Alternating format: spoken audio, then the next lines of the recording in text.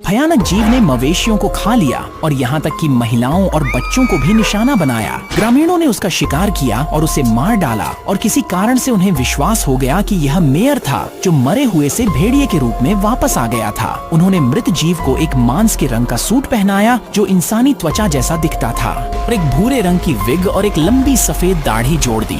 इसे पूरा करने के लिए उन्होंने उसकी थूथनी काट दी और मेयर जैसी दिखने वाली एक मास्क लगा दी और यह सुनिश्चित करने के लिए कि प्राणी मर चुका है, उन्होंने इसे सार्वजनिक मुकदमे में फांसी पर लटका दिया।